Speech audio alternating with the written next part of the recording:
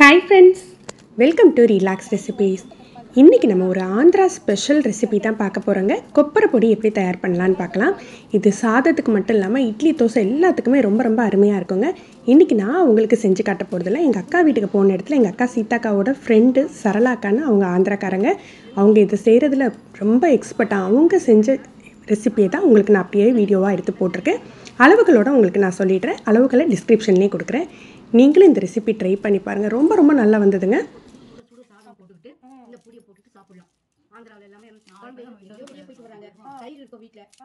அங்கே வந்து நெய் சாப்பிடுவாங்க, நல்லா தயிர் சாப்பிடுவாங்க. அதோட கூட ஃபஸ்ட்டு எடுத்தோடனே சாதத்தில் பருப்பு வெந்தது இருக்கும் கட்டியாக, அதை போட்டுட்டு நெய் போட்டுட்டு கொஞ்சமாக உப்பு சேர்த்துக்கிட்டு அதில் நல்லா ஒரு 5-6 உருளை சாப்பிடுவாங்க.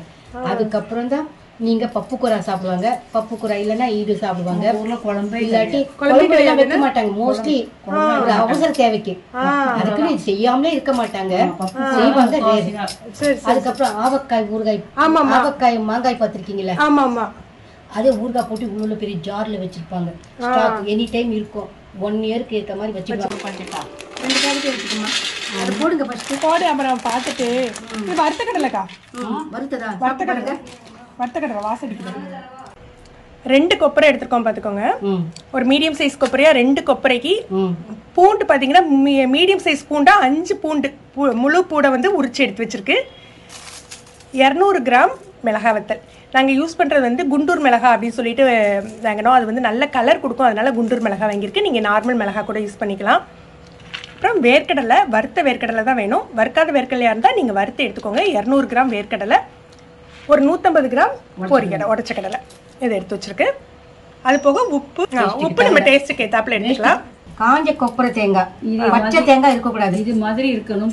ஈர தேங்காய் இருக்கக்கூடாது. கொப்பரையை மெல்லிசாக கட் பண்ணி எடுத்து வச்சுருக்கோம். இந்த பொடியோட ஸ்பெஷாலிட்டி பார்த்தீங்கன்னா வேர்க்கடலையை தவிர எதையுமே வறுக்க வேண்டியது இல்லைங்க.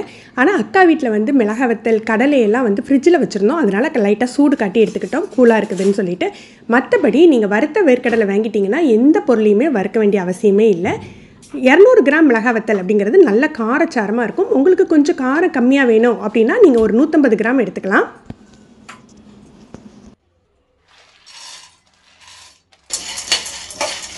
பொரிக்கடையில் கிடைக்கும் பத்தியா, வறுத்த வேர்க்கடலைன்னு சொல்லுவாங்க, அது நம்ம வறுக்க தேவையில்லை.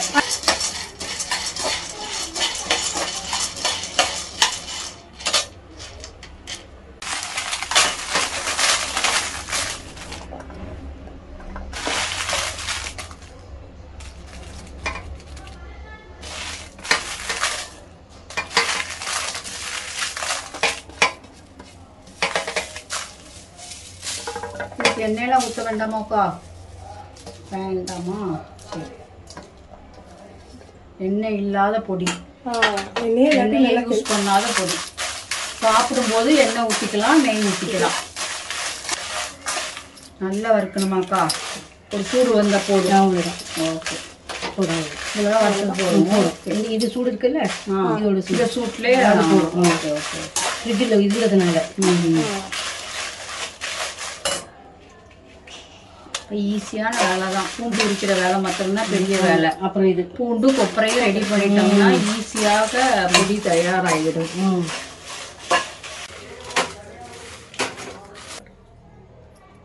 மிளகாய் வத்தலோட உப்பை சேர்த்து திரிச்சுக்கலாம். 4 டேபிள் ஸ்பூன் அளவுக்கு கல் உப்பு எடுத்துருக்கோம். பாட்டுக்கலாம், வேணும்னா அப்புறம் சால்ட் சேர்த்துக்கலாம். மிக்ஸ் பண்ணி ஃப்ரை பண்ணி முடியும்.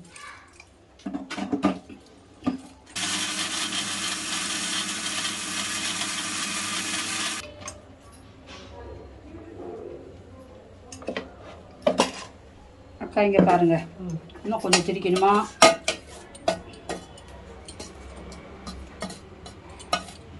இன்னும் கொஞ்சம்.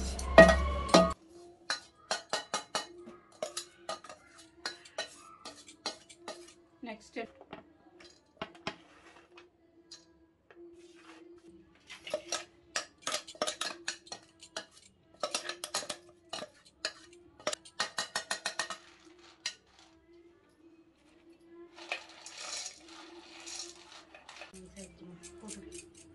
இப்போ லைட்டாக சூடு கட்டி பச்சைப்பூடு அப்படிங்கிறதுனால அதில் ஈரப்பதம் இருக்கிறதுனால உங்களுக்கு திரிக்கிறதுக்கு சிரமமாக இருக்கும்.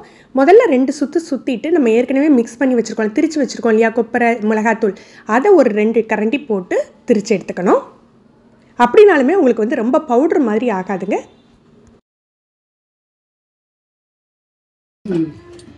இதை முதல்ல விளக்கிட்டு வா, இது போட்டு எல்லாமே போட்டு எல்லாம் மிக்ஸ் பண்ணி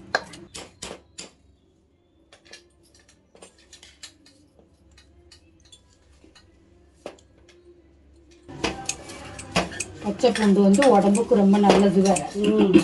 கொலஸ்ட்ராலை குறைக்கும் பச்சை பூண்டுலாம் நம்ம சாப்பிட்டோம்னா. நம்ம பாலில் போட்டு வேக வச்சுட்டு கூட சாப்பிடலாம். அதனால பச்சை பூண்டு முழுசாக கிடக்கு 1-2 அரைப்படாமல் இருந்தால் கூட நம்ம தூக்கி போடாமல் நம்ம சாப்பிடலாம்.